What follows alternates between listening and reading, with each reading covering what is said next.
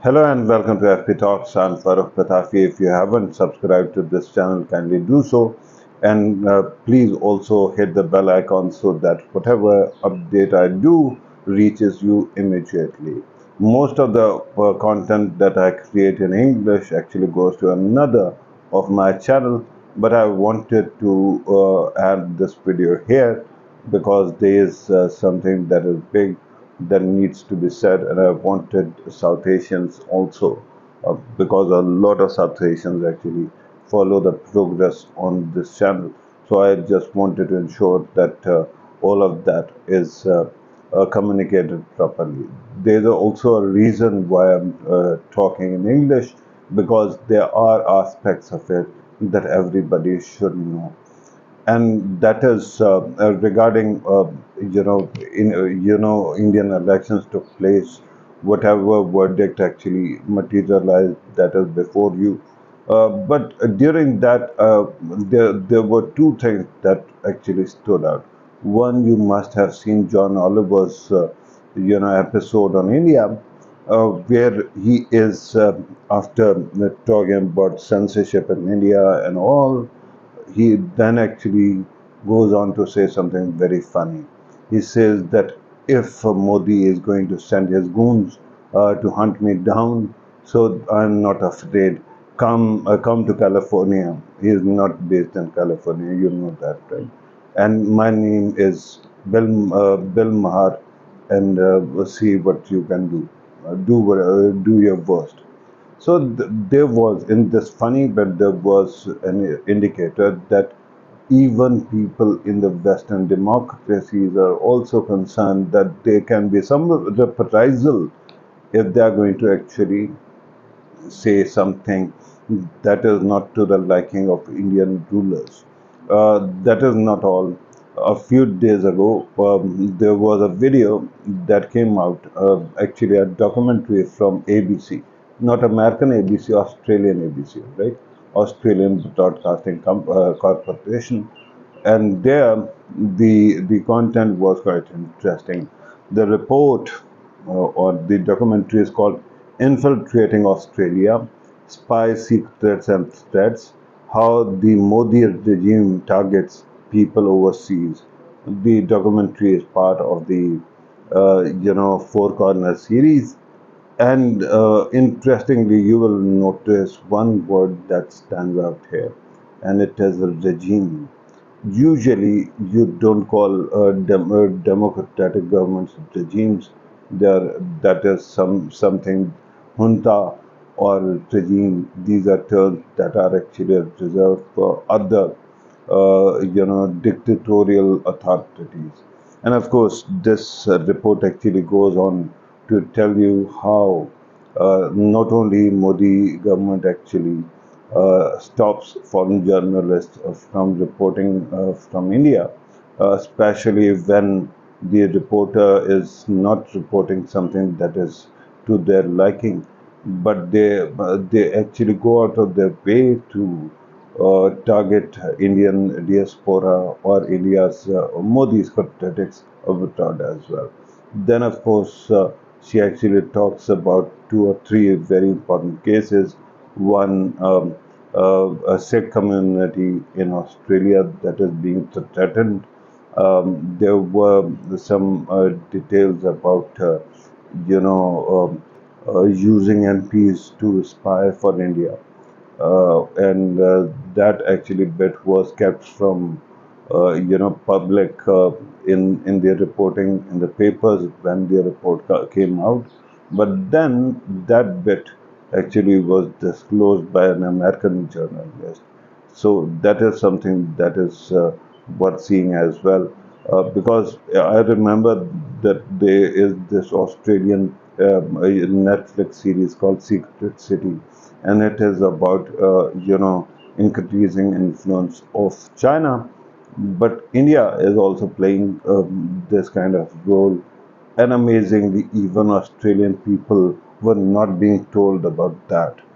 So, what does it tell you? That India also censors international media and has the clout to actually go out of the way and gag international media when it comes to what is happening in India, or for that matter, whatever is happening to Indian community.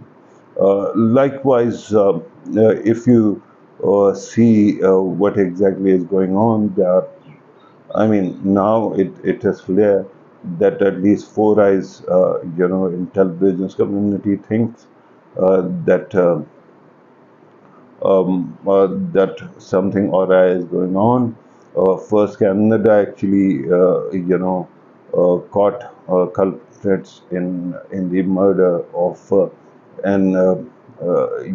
one a particular Sikh dissident. Then we saw that something similar happened in the U.S.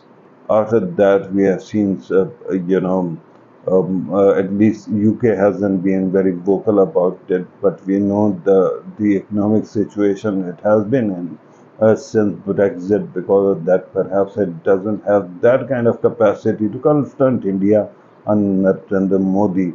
And finally, we have seen Australia also coming forward with this statement. We don't know what is happening in New Zealand. There must be some kind of influence there as well.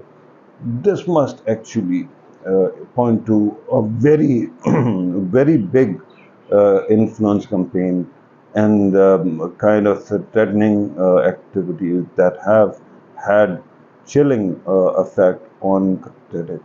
Similarly, if you remember, there was an ABC series. Now we are talking about American ABC. ABC series called Quantico. It actually featured an Indian actor and an Indian celebrity, no less. And there was one episode that actually showed that there is some kind of terrorist plot that is uncovered, and it is attributed to Kashmiri jihadis. But in the end, what happens is that it soon emerges, eventually emerges, that it was Indian hardliners that actually staged that kind of an activity. And they wanted to frame Pakistan or Kashmiris or jihadis or whatever, and that episode was aired. After that, two or three things happened. One, ABC cancelled that series. That was not enough. They actually came forward and they apologized also for hurting the community's sentiment. Now, one explanation would be that Indian diaspora is actually working in tandem with Indian government, Indian authorities, or at least BJP or Modi, and because of that, all of this is happening. But this is not how things actually function in the world. Anybody who's enjoying the benefits of Western influence, Western democracy, their hospitality, usually people, especially I know of Indian Americans, second generation Indian Americans, Indian British, Indian Europeans, and they are most loyal citizens. So I can't actually imagine that they would, betray their own culture or their own country that is there now for all practical purposes, to actually help somebody like Modi. So what exactly might be there? There must be some kind of blackmailing tactic to influence people. See, there are two or three things that have happened in the past 10 years. Of course, before 2014, when Narendra Modi was not in power, they had a parallel system, and we are going to talk about those as well. But till that time, state power was not involved, right? So, what you saw at that time was people openly criticizing Indian government, Indian opposition, everything, right? And after that, all of a sudden, there are two or three things that have happened. Indian media, first of all, actually went totally docile, craven. Then we saw that international media gradually also falling under the shadow. I ask you, how many reports have you seen about atrocities in India? I'm not talking about New York Times. New York Times is a great publication, and that is why, like BBC, it has been under immense pressure from the Indian government. But there are others like CNN, like MSNBC, like Fox, and ITV actually, Channel 4 actually in UK came up with certain very good documentaries on India's influence, but they were also silenced eventually. So, on one side, the shadow was increasing. I think I would attribute that to the Indian businessmen who have been actually working with in tandem with Narendra Modi's government, and we have seen their fortunes actually touch the sky. For example, Gautam Adani's influence has been actually mounting and rapidly increasing without any resistance around the world. Hindenburg, of course, has come forward with a very, very damaging report. But we have seen that it hasn't impacted, Adani's operations like it has impacted the previous targets. And why would that be? Because the entire Indian states might is behind the man. Similarly, Ambani's, you have seen the wedding ceremony of Ambani's son and how the entire world was there and celebrating and the kind of display of wealth was there, right? So this must be because of the influence of Indian businesses that are essentially based in India, and from there they actually have their tentacles around the world. But then something else also happened during Obama administration's time, particularly when war on terror was going on, and when Manmohan Singh was the Prime Minister of India. At that time, he had done great job of getting Indians absorbed in the American market. And those Indians who went there through H-1B visa, certain other highly technical visas, and they were quickly absorbed into the market. And that was something that was going on and kept on going for 10 years. And because the first harvest was such great people, such capable, and you can see them dominating American business community, and they have been very loyal to their businesses, saving a couple of exceptions, and we are going to talk about those as well. But after that, what happened? Gradually the mandate for people who are sent on these concessions or these kinds of visas or part of these schemes was changed. And through that, what BJP started doing was uh, push its own supporters abroad. And you must have seen that not only have they entered America or Europe or West through these legitimate visas, you must have seen, the videos from American-Mexican border where, Indians are entering America and they're chanting slogan Jai Shri Ram. Now there's nothing wrong with this slogan. It is a religious, emotive slogan, and it is supposed to be indicative of their faith. Everybody is entitled to their faith. But what has happened in these 10 years is that Modi's supporters have appropriated this slogan uh, as a battle cry against Muslims, as against Christians, against other minorities in India.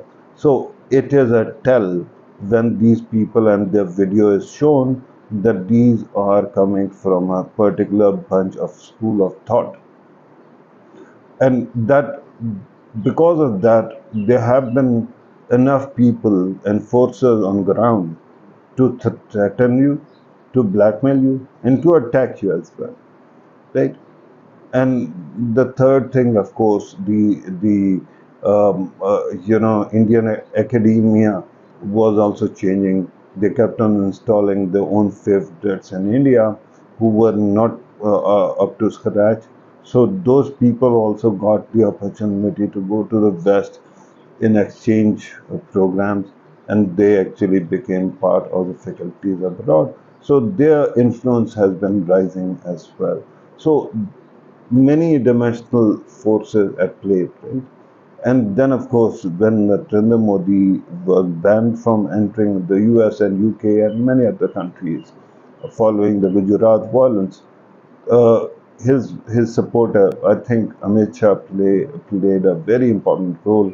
They created an organization called Friends of BJP, and this is independent of the Sangh Parivar RSS HSS network. It is essentially meant to cater to the needs or normalization of Narendra Modi, who was until then known as the butcher of Gujarat. So with that kind of a body on ground, then they started actually pushing for, must have actually blackmailed their community. And this is my point right now, that they influenced their local communities. And I'm sure that they must have found ways to blackmail them, to fall in line or to lose whatever they have got. And not everyone is made of Teflon. People actually have something to protect, and because of that, they come under pressure. So many of those, and I'm not saying that the entire community should be stigmatized. I think that they are lovely, beautiful people, and who have contributed to every country's well-being, their growth, and their empowerment. So I'm just talking about a particular school of thought that might have actually been forced into some kind of submission. And that's why international media also developed this blind eye. But that is not all. These are new developments, right?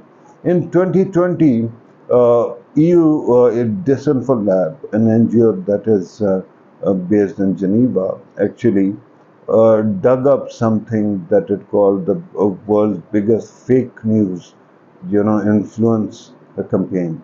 And they actually published a report as well, and I'm going to actually just look it up, its name too, and that is very important to see. Yeah, so it is taking a little bit of time. I will actually read the name also. India Chronicles deep dive into 15 years operation targeting the EU and the UN, right? So you can see that also for 15 years there was this group called Srivasta group. I mean, if you are talking about 2020, so this must have started in 2005 when this very powerful group actually created fake news websites like similar sounding websites to New York Times, Washington Post, others. And through them, they actually kept on peddling lies about regional countries, those that don't actually are in tandem with the India's far right agendas. Pakistan being one, Nepal, others as well. A lot has been going on in these countries too. We are going to talk about these countries as well because it is important. But I'm building up to that point. Before that, I have to actually show you what might be the whole scope of these activities. Remember in 2021, I think there was a FinCEN leak. FinCEN actually deals with the transparency of various banks, and it came up with, it flagged at least 1 billion worth of transactions done from India, money sent abroad to redoubtable or legitimately negative places, people, groups that might be involved in in some kind of terror activity or some kind of criminal activity. So that was also butted somewhere because India has so much influence. India recently actually came under the scrutiny of FATF also, but that was after it had actually played its role in Pakistan's arm twisting. So that kept on going as well for quite some time. And even there, I'm not particularly very hopeful that um, you know, they will be able to find anything because India has a lot of clout and that clout is used very effectively. But at this moment, what we are talking about is not the operations of a state or state machinery. What we are talking about is a parallel system. I told you about Friends of BJP. That is neither a part of Indian state nor for that matter a direct representative of the BJP or the RSS, but it is a parallel system.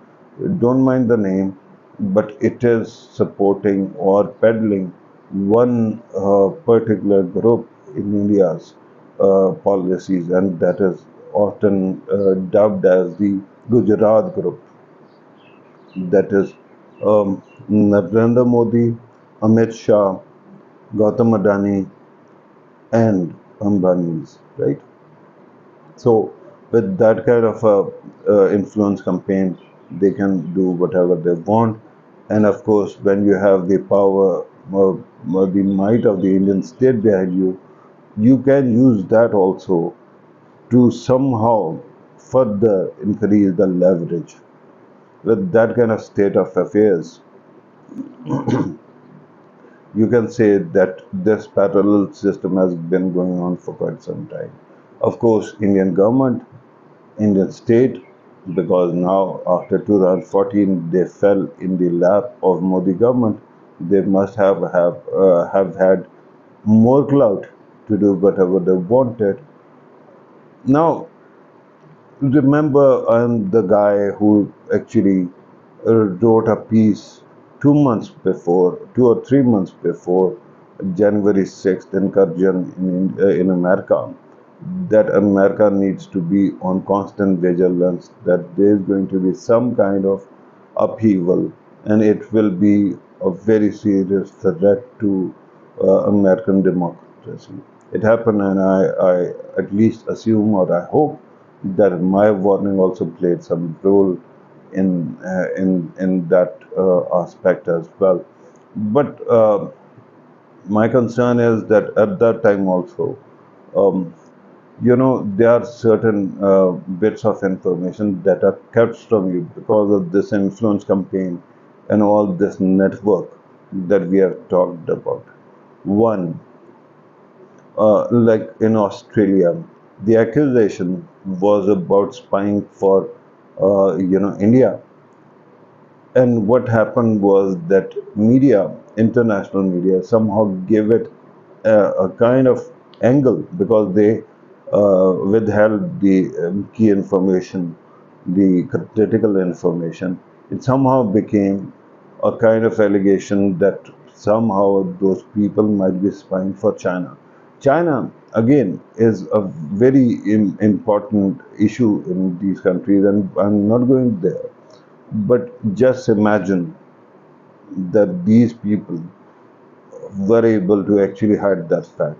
Similarly, you must have seen a very interesting report from America a few years ago that somebody in an embassy, a friendly country's embassy, was actually trying to get some nuclear information from American officials, right?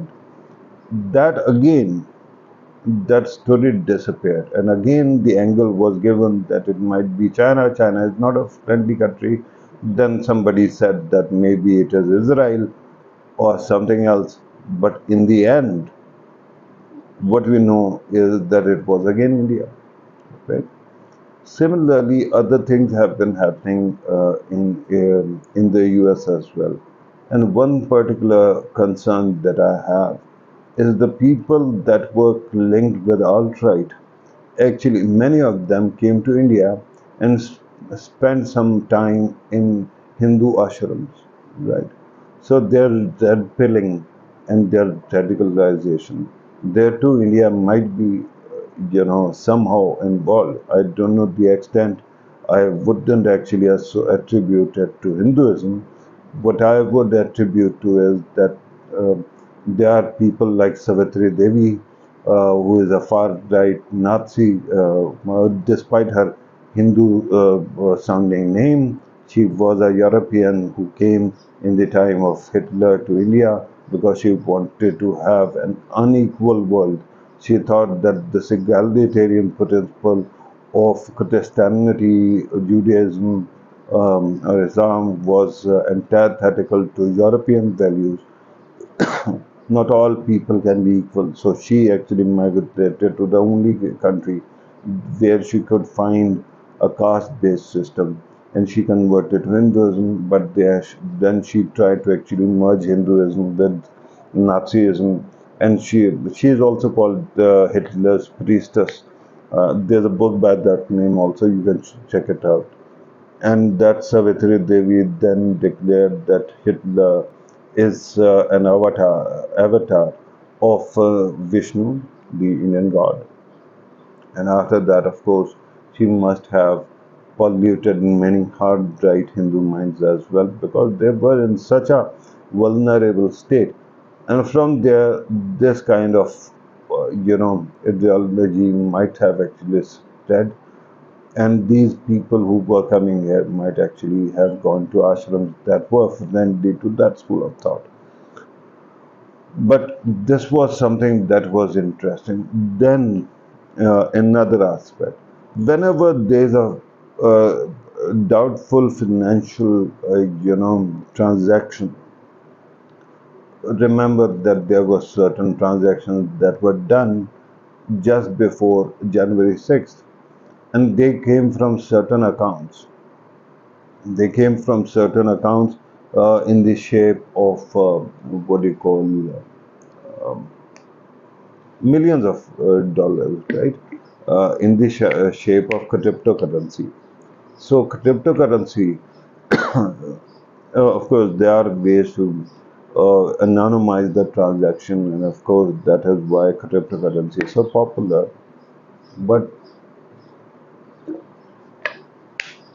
because dark web was essentially initially created by the Western intelligence agencies, because cryptocurrency, they still have the kill switch. These intelligence agencies, while they turn a blind eye, they have a kill switch in cryptocurrencies as well. So it is not difficult for the intelligence community to go after um, people or trace any transaction that was done, that was entire state or country. Now usually if the money is coming from Russian sources, any other sources, they usually are traced back to the source. When the trail goes cold, it means that there were certain friendly countries that were involved. For example, Nick Fuentes, the mini Hitler, he got millions of dollars just before, January 6th, J6 attack, and he was one of the very vocal voices on site on that day as well. Now, this transaction is quite amazing. It is traced back to France. And what happens is that in the story, and this has redoubtable, suspicious intelligence fingerprints, or high, big money fingerprints written all over it. This is all what is Hollywood is about whenever it actually talks about suspense thrillers, right? So what happened was that the money came from a French computer scientist who had taken his life immediately after making that transaction. He wanted to commit suicide. He chose such a close date to January 6th, and he sent that, those millions and then immediately committed suicide. And there the trail actually falls cold. Are you sensing something here? I am. In Usually what happens is that transactions are so scrambled that from one country to the other they can be traced, but because they're routed through many countries, they try to actually um, um, uh, you know dismantle the trail going forward. But as I pointed out, intelligence communities can trace it, and the hunch is that this money also came from some of the big billionaires sitting in India, because there was some kind of sentiment in support of Trump, because Trump was unhinging the American democracy, and there are people who are rooting for that kind of an outcome. I will get into that as well in a bit. I just wanted to give you the picture. The way that person chooses that date, sends all his money to somebody like Nick Fuentes, and then kills himself. It sounds like an alibi. It sounds like what intelligence community calls a legacy. And honestly, if it was merely if it had something to do with the French government or their opposition or their intelligence community, you would have actually heard something, because these countries don't hide these facts. There's only one chilling effect. There's only one country that says that don't look at us, don't mention us. If people are found, we will bully you. Right? That is happening in Canada's case, that happened in Australia's case, that is happening to an extent. Although they realize that America is a very powerful country, that seems to be happening in America's case as well. So this is my hunch, and it could come from any of the millionaires, billionaires from India. But that is a hunch, and I'm not going to make any bones that I have an inside information about that. I told you about Finson. I told you about FIDIA. I told you about their operation, the influence that Indian, business community has all over the world. And for what? There was a great argument made in this ABC documentary that we see India as a counterweight to China, and it is supposed to counter China, and that's why everybody is taking this kind of, giving that kind of support to, or carte blanche to India. But what happens after that? There's something very interesting that seems to happen. India has been jealously guarding its territory against any kind of incursion from any other country, right? Pakistan, Myanmar, even Nepal, even Sri Lanka, Bangladesh. They are trying to revive a kind of territorial dispute with waters dispute with Sri Lanka, and Bangladesh repeatedly comes under pressure as well, particularly in Assam, their state, Indian state. They refer to the Bengali refugees as termites. Amit Shah did. So they have been very jealously guarding their own country's territory. Do you know where they have actually created one exemption? One exemption. China. China has taken, I mean, of course, it is disputed land, and of course, if it is not, if it is unmarked border, then there is only line of actual control, that is the thought to be the supposed line, but it is not a border. But China has taken quite a few meadows from India, but India hasn't been able to do much about it. If you want to hear somebody who's sane on these matters, somebody who actually pitched the idea of having India as a partner in America, His name is Dr. Ashley Tellis, somebody from India who is of Indian origin. And in 1998, there was um, a war game that took place that saw India actually, it was called Asia 2025. That saw India actually dismembering Pakistan with the support of America. And Ashley Tellis was part of that exercise, right? It tells you it was a DoD exercise, of course. But Ashley Tellis now says that India cannot be counted upon as a counterweight to China because it is complicated and it will never create the kind of hostile environment with such a humongous, powerful neighbor that it loses its own security. So this is what we have seen.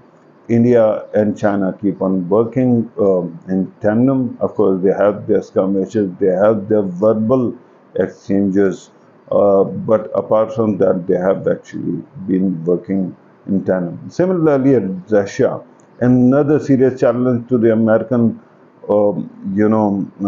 perception of the world order, that too is very close to India. Another country, Iran, I mean, the only country that has been actually purchasing oil without any consequences from Iran on such a great scale through escrow accounts is India, right?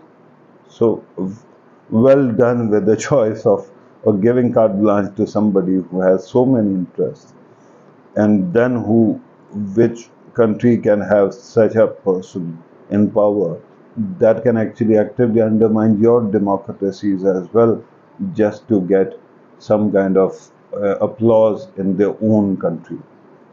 Why were Sikhs being killed? By the way, it happened in Pakistan also, and that is a long story. I'm going to try to circle to that. It's a long video. You'll have to bear with me because I'm trying to actually include every element that can be included. But after that, what happens?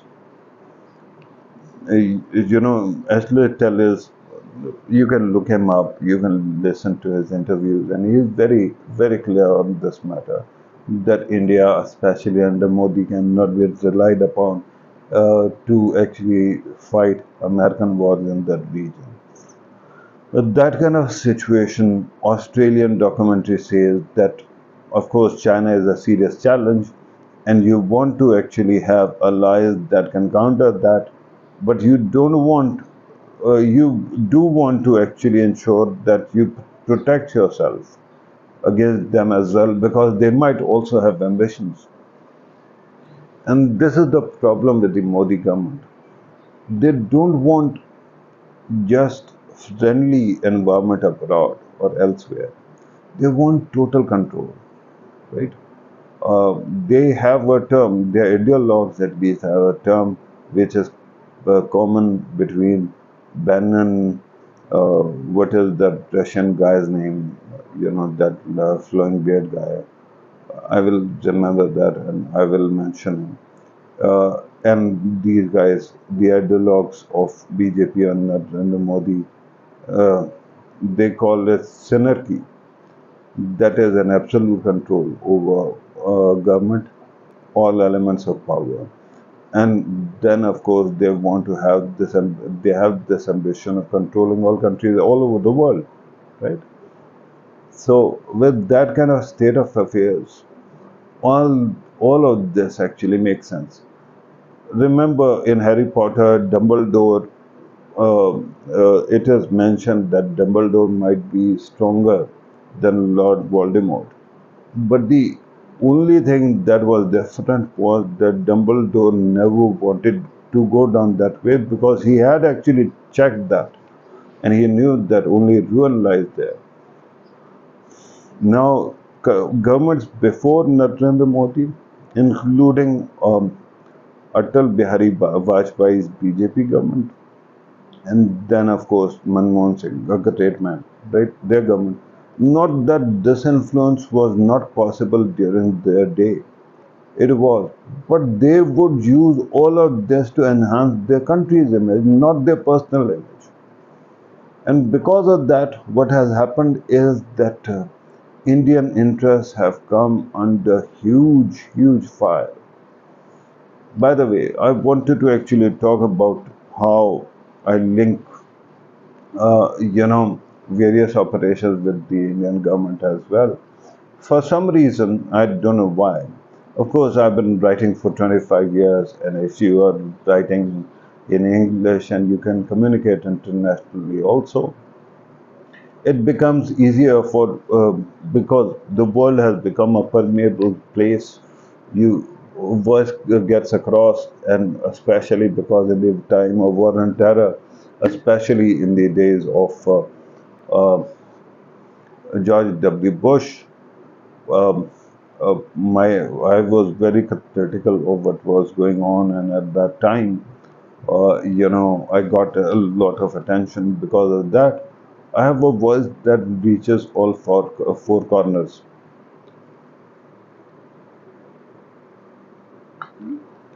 But something very interesting has happened since Modi government came to power. I don't know why they started attaching so much importance to my words, my thoughts, and that is how they have given me more power. So in 2015, I think it was, let me pull up the article. Um, okay, April 7th, 2015, I wrote, this piece for a local publication called The Farce, called the Clash of Civilizations.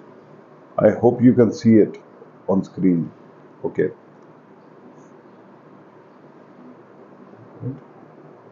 you can see this, right? So it is still available. You can look it up, or I can add the link in the description. My whole argument was that this idea of clash of civilizations has two problems. One, it sees civilization as through the reductionist, Buddhism, and it tries to break down human civilization into these parts which are not reconcilable, right? And then I went into, of course, it was an angry piece, so I,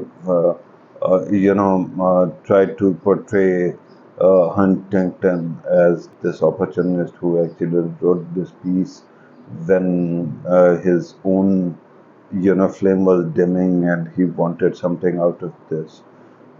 And of course, then remember, he wrote another book after this, before his death. It was called Who Are We, in which he has actually said that Mexican Americans are biologically incapable of integrating into American society. Now, if this is not racism, what else is? But before that, of course, this man is talking about ideas like Western civilization, Indian civilization, or Hindu civilization for some reason, and Confucius civilization and Islamic civilization. None of these identities are monoliths, right? And there seems to be some kind of agenda. He's a liberal who suddenly decides after the collapse of Soviet Union that he will go to American Enterprise Institute, right? A conservative organization through and through, and there he is going to give this lecture where he actually says that okay, it is not end of history, and now the threat is going to come from, um, Islam and then China, right? And my point is that uh, again, this is an attempt to create identities, right? Then what we know is that lecture is transcribed, edited, and published into Foreign Affairs. And who is the editor? Farid Zakaria. Farid Zakaria is Who is Farid Zakaria? He comes from India, and he must be credited with the singular achievement of starting to talk about America's decline when nobody else was. He wrote a book on that, right? And then also the rise of illiberal democracies, whatever that means. So Huntington comes to where he goes to first American Enterprise Institute, then he goes to Foreign Affairs, where one person popularizes his thesis, and it becomes, new. What do you call it? Um it becomes something that is gospel truth, right, everywhere. And because what he is doing is he is actually picking on certain or giving too much importance to certain depressed identities. Remember, Muslim all over the world at that time, and later on as well, even today, are a depressed identity. There were two countries that were really tired of Muslim incursions. One is India, because the Kashmir, war had not war. Kashmir insurgency had started in 1989, I think, if not 87. And the second was Israel. Their, intifada had started almost at the same time. So these were the two countries that were very sentimentally against Muslims, and they wanted Muslims to be projected as the enemy. But then what happens? When you start talking about how important the Muslim civilization is, you are actually constructing something. It's a construct. Of course, there's Shia Sunni divide, there's national divide, there's so much uncommon between these countries, and they have their own agendas, their own interests. But Huntington somehow actually tried to consolidate that. Of course, in theory, Muslims are supposed to be an ummah, one nation, but they never are. Why would they be? No one is, right? No other community. Name one community that is one nation. Nepal is a Hindu country, through and through, right? It's the only Hindu country in the world. India is a predominantly Hindu country. But can you put your hand on your heart and say that they have the same interest? They don't. That's why Nepal had to go through hell in the past 10, 11 years, because they wanted to have their own constitution declaring themselves a republic.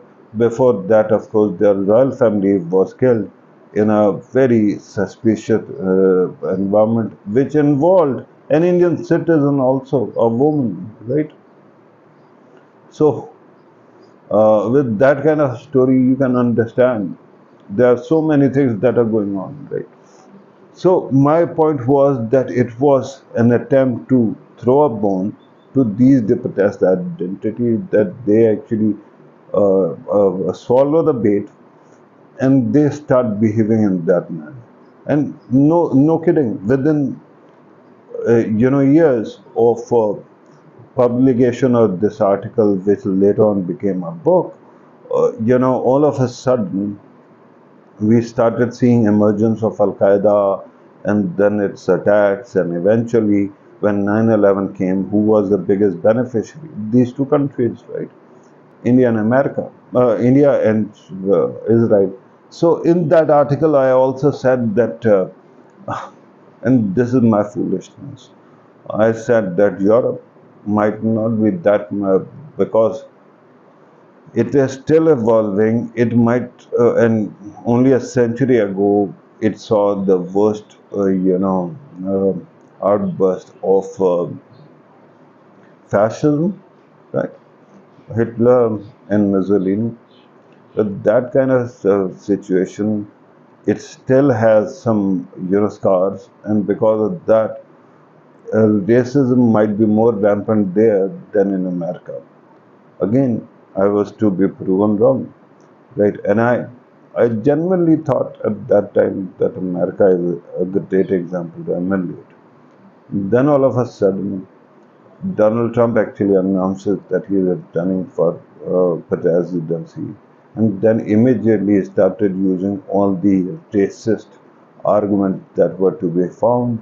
And then all of a sudden, we saw the emergence of alt-right, we saw the emergence of all these other groups that took you to Charlottesville, and luckily after that, gradually there was, and then of course this Antifa and all that, alt-right Antifa, their fights, they seem to start dominating the news. So I felt that somehow, and by the way, in Brexit also, who was the biggest champion of the idea of Brexit? Not, of course, the you know aging boomer, white people might also be there, but they are not that much and that many in number. So who else was there? South Asians, because whatever menial jobs were filled by the East European people because of EU, they could be replaced with South Asian relatives of those people who live there. So Brexit also had, an Indian and South Asian, by the way, fingerprint, and then of course here too, you saw immediately after Trump actually started running, and he actually made the statement that he is going to ban all the Muslims all over the world from entering America. It wasn't originally 7 countries, right? So immediately after that, we saw that Indian media started deifying Donald Trump, and after that, we saw that there was a temple that was created and people who were worshipping him. And after that, we saw a Republican Hindu union, or whatever you call it, Shalab Kumar's organization that endorsed Donald Trump. And after that, it seems amazingly, by the way, that bear guy that is attributed to a Russian operation that stole um, information from DNC. I mean, if you have some good friend in intelligence, ask them whether they were actually Russian or they were from some other country, right? You might be surprised by the answer if they trust you. So, a lot of this shit happened. A lot of this stuff was happening. And because of that, and during Donald Trump's time, something further interesting happened. And I haven't started talking about the reason. Of course, when Donald Trump came to power,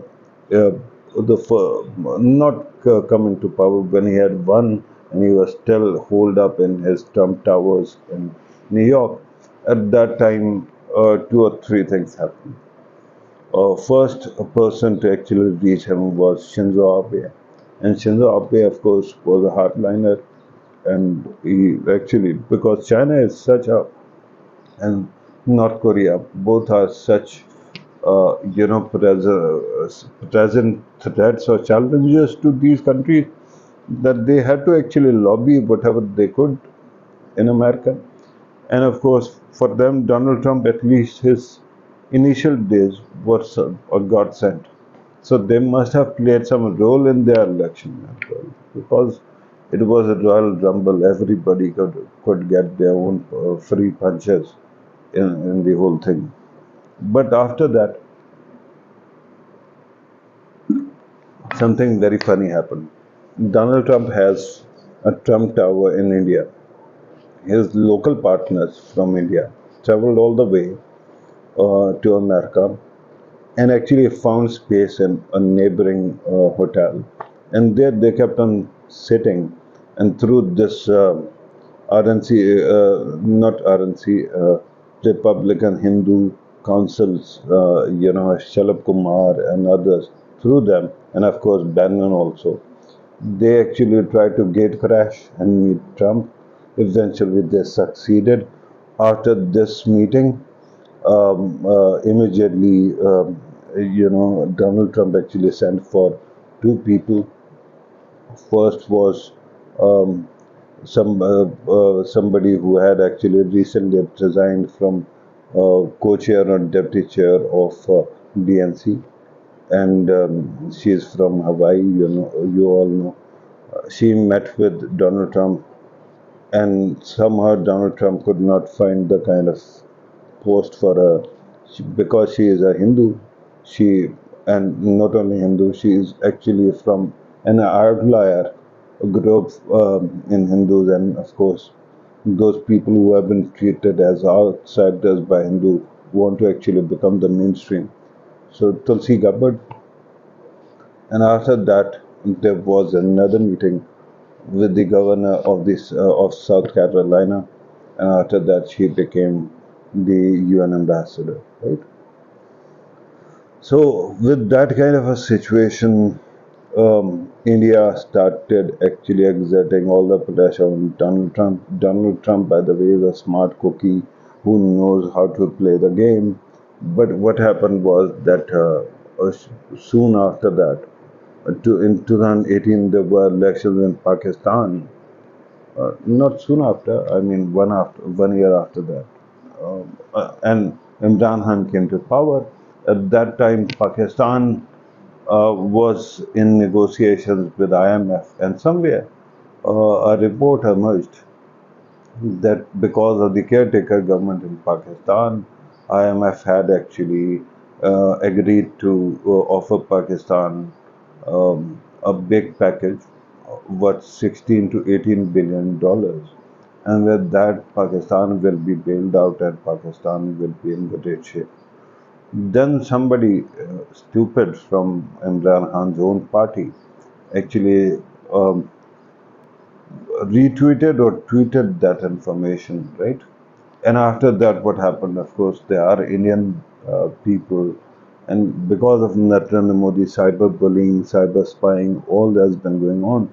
So immediately after that, three things happen. Mike Pompeo comes on air and says that IMF, if you are going to send American taxpayers' money to China through Pakistan, you should think again. After that, something else happened. The chief economist of the fund had at least 1.5 year left in his tenure, but then all of a sudden he resigns, and now we are told that he's stepping down and he's going, and then he was replaced by Geeta Gopinath, who's from India, who's of Indian origin. Her husband is still uh, Indian Administrative Services employee who is on deputation or some kind of leave. Perhaps he has left it now, and he is in Silicon Valley. She herself is an intellectual of a renown, and she is from Harvard, I think, but she got the job. And immediately after that, IMF started tightening the screws on Pakistan. And after that, the terms and conditions that was set were very damaging. But that is not where it will stop. It continued elsewhere as well. For example, in Sri Lanka, Rajapakse comes into power again, and Indian government really hates him, right? Then what happens? There's economic collapse in the country. They have protest. They actually run over his official buildings, and they pushed out of power, right? And then IMF actually walks in after a lot of reform to help the government, whatever remains. And do you know what was the sticking point then? Adani Corporation's business activities in Sri Lanka. Bangladesh got smart, and immediately Bangladesh actually went because it it had made an agreement with the Adani Group for the import of electricity, coal-powered electricity that was to be actually made in India, but was to be exported in Bangladesh, into Bangladesh, right? They went and sought IMF's help, and they actually restructured the payment system and the electricity wages and all. So under Geeta Gopinath, IMF, because she was the chief economist, became an enforcer not of Indian government, not even of Modi government, but of Adani Corporation, right? And that continued.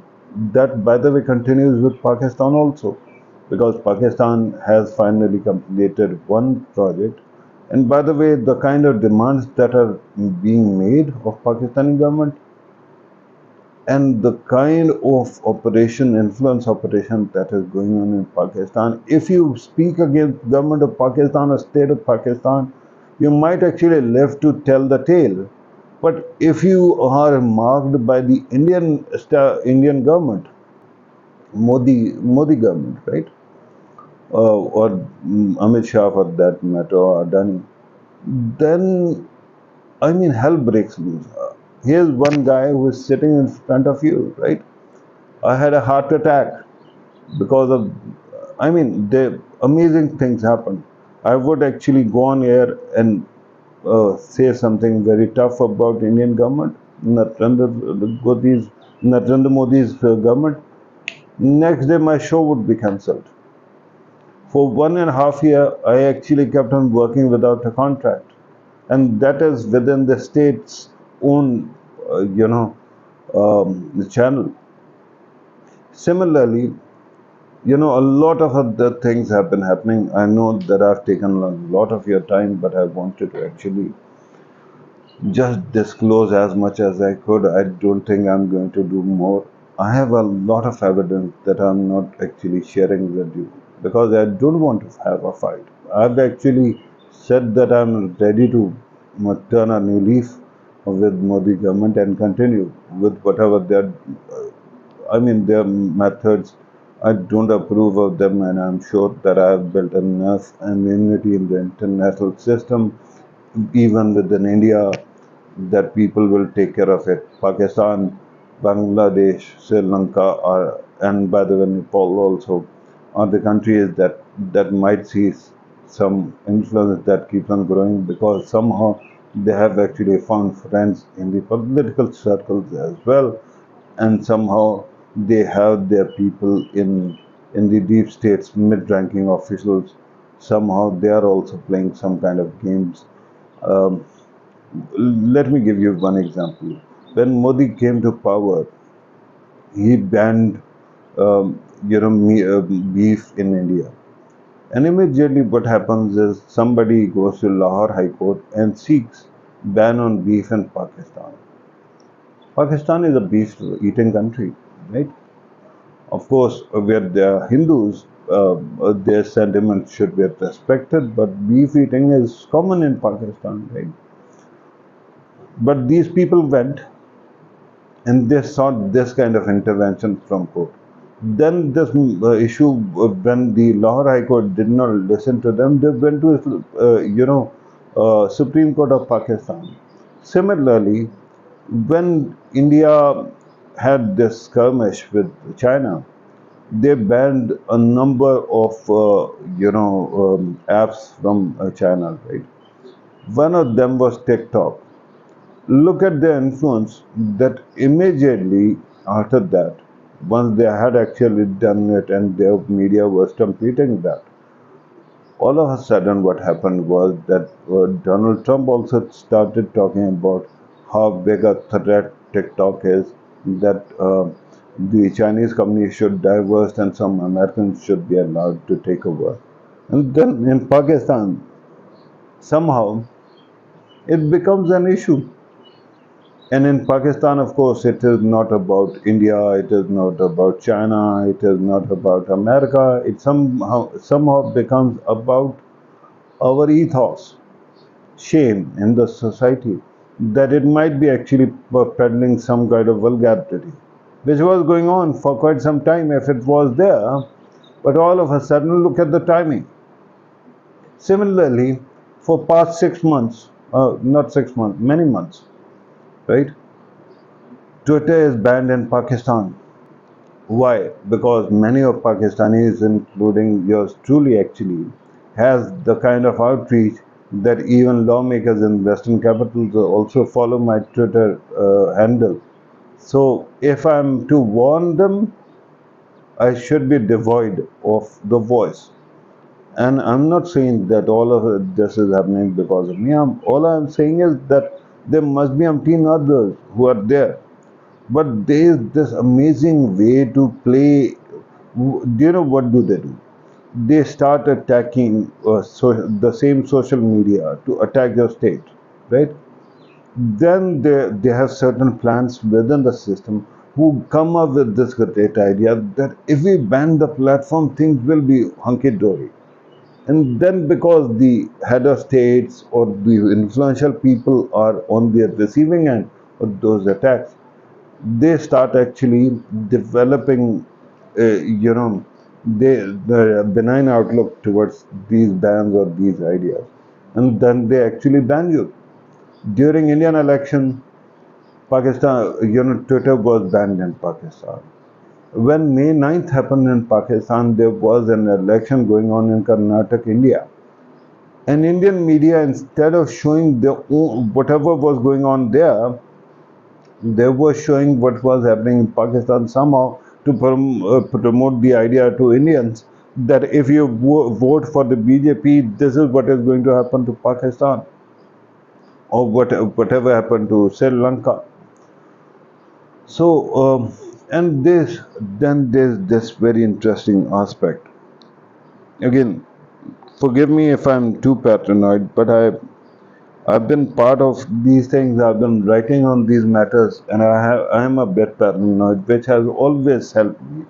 I mean, when I was saying that India is going to, when Modi is going to come to power, he is definitely going to do away with Article 370 in Kashmir. Nobody will listen to me. They did it first thing first, right, when they came to power. Similarly, when I said that America is going to face this kind of attack on January 6th, I wasn't joking, and it happened, right? So, again, another stupidity. I wrote a piece in 2015. It was on August 28th, 2015. It was It was called a South Asian Fork in the Road, right? And there was this idea. Let me show this also. If you can see the face and the article's title, I'm sure that you will be able to find it up, look it up as well. So at that time, I wrote this piece. It was like I said, because Pakistan had recently had a transition from what do you call it? First time the people of Pakistan had been allowed to vote a government out and get another government into power, right? In 2013. So I wrote this piece that India is facing a democratic decline and Pakistan is getting better. So there in Indian Bollywood movies, there's this plot where there are two friends. One is policeman, the other one is thief, and they are children since they're friends since their childhood, but then they went into different careers. Because of that, they fight. But then there's a twist of fate, a fork in the road, and all of a sudden, the policeman becomes a robber or thief, and the thief actually has rehabilitation, and he goes into some kind of correction, goes through correction and becomes a policeman. So I said that there seems to be a swap of these democratic and democratic roles. After that, something very interesting started happening. Every time there was a lynching in India, Within 24 hours, there would be lynching in Pakistan. There was one lynching that took place in India, where Pehlu Khan was accused in public of smuggling or eating beef. Within 24 hours or 36 hours, Mishal Khan was actually killed in Khyber Pakhtunkhwa in Pakistan. He was also lynched with equal hostility. Then there was this report of an 80-year-old woman being raped in Delhi, and after that we saw a very mysterious kind of incident on motorway in Pakistan within, I think, 16 or 18 hours, and the way it was mishandled by Pakistani side also. So what I'm saying is that, I mean, because India now you're worried because India started doing or Modi has started doing these things to your Western countries. But in its neighborhood, it has been doing it for quite some time. I'm not saying that other countries, including Pakistan or angels, they have their fair share of blame. But then recently again, when we started seeing assassination attempts, campaigns in the West, in Pakistan also jihadis and Sikhs were being killed, and now the evidence has been presented by the not only Pakistani state by the Western media also, that shows that there is a link, right, between Indian campaigns. And of course, they don't send their own agents. They actually hire some mercenaries from Dubai, and they actually come and they assassinate people in Pakistan. So that would tell you that it is perhaps not being done by RAW. Because RAW, whatever you say, India's intelligence community is too smart to leave its fingerprints anywhere. So here is a parallel system sponsored by these big billionaires or somebody, right? And through that, they have been actually hiring, of course, if India's national security advisor or some intelligence chief was involved, that would be because they were engaged or asked to do so by their own prime minister or then their interior minister, right? Without that, that can't happen. Blame doesn't lie with them, it lies with their leaders.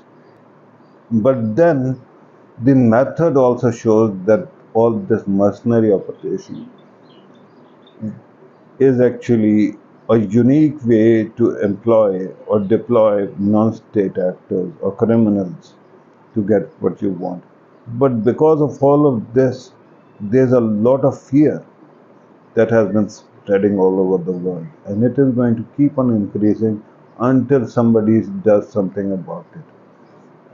But I have to actually, I know that Pannu has been actually, the guy who actually tried to assassinate Pannu has been flown into the US and he is being, prosecuted. But is it not essential for all these powers to also look deeper into their own systems and ask why are there people who are actually creating these blind spots? And by the way, because South Asians can also be pressured to join the same effort, their states can be, because their economic state is not great, unlike India, none of them is.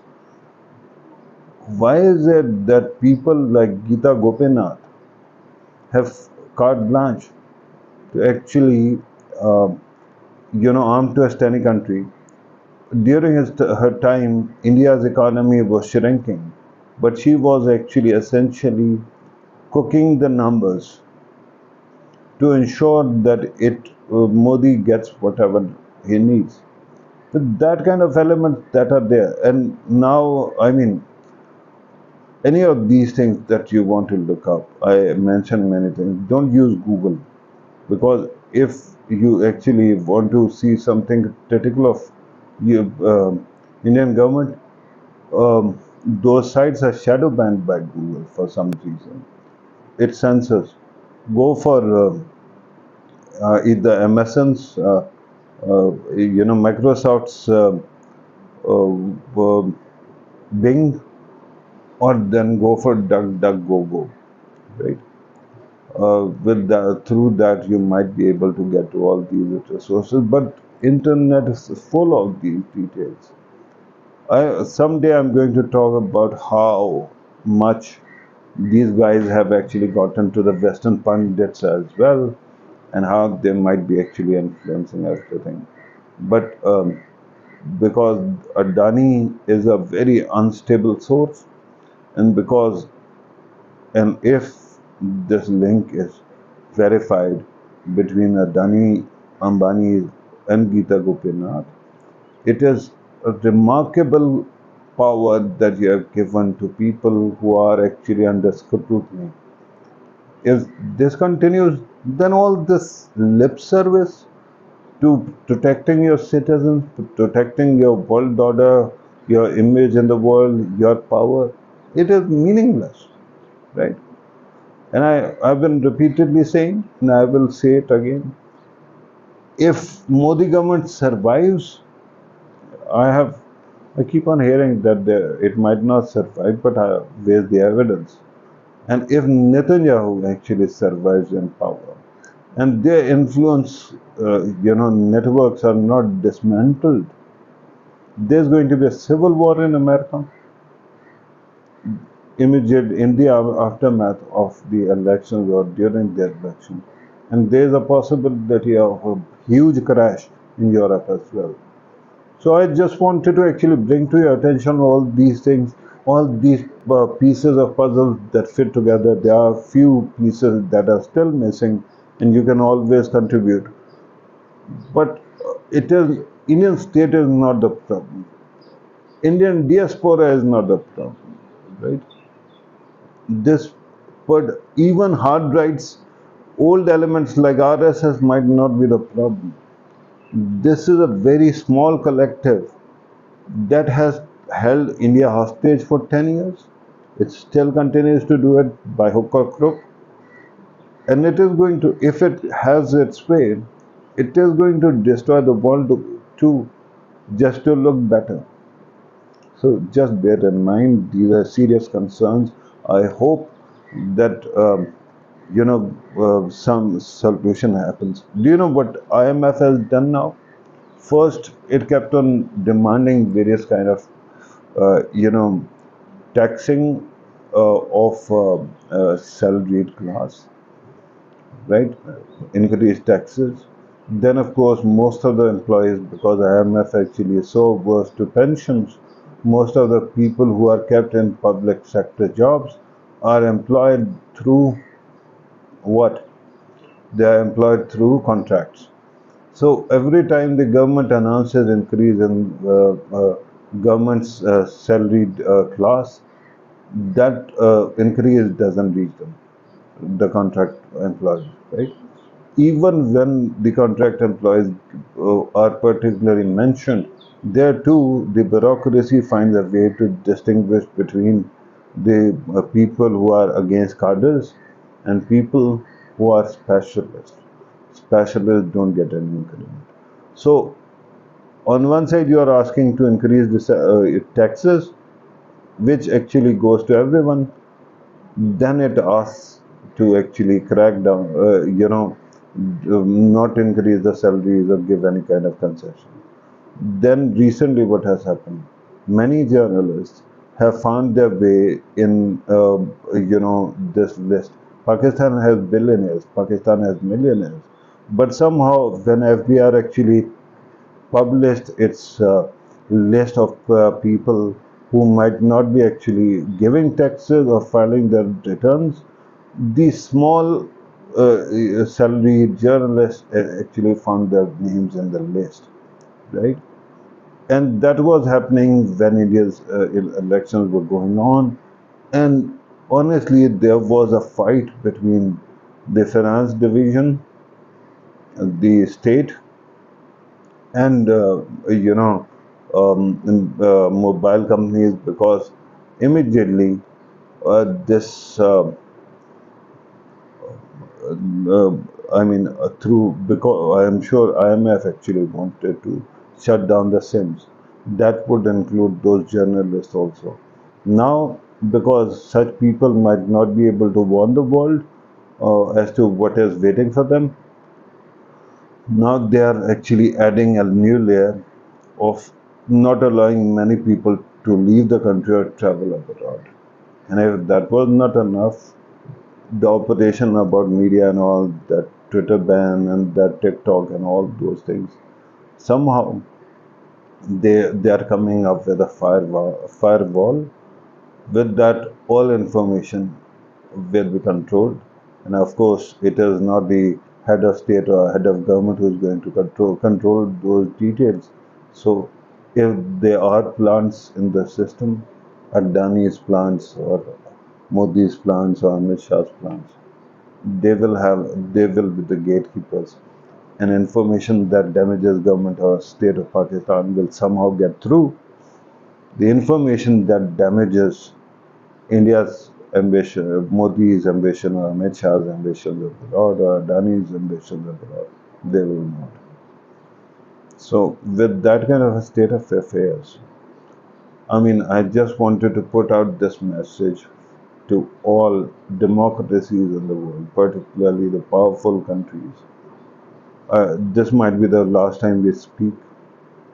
There might be this firewall that doesn't allow people like me to reach you, or it doesn't allow people like me to actually um, travel to your countries either, right? You never know, anything can happen, right? Um, Life is limited, and I have already had a heart attack. So I just wanted to put out this video to America, to UK, to Australia, to Canada, to New Zealand, to Europe, to France, right? This operation of pushing Europe towards far right, it might seem, or people may claim that it is a Russian operation, but no rival of yours can have that kind of power over you, because you have this internal system particularly focused at them, right? Not China, nor Iran, nor North Korea. It can be done by some of the allies or people you might think are your allies. So safeguard yourself, take care of yourself, because if you lose this battle of democratic stability and democratic values, and if you lose to the what did I call it? Um, Whatever it is, synarchic, authoritarianism emanating from India or from Netanyahu or people like that, then human civilization has no hope.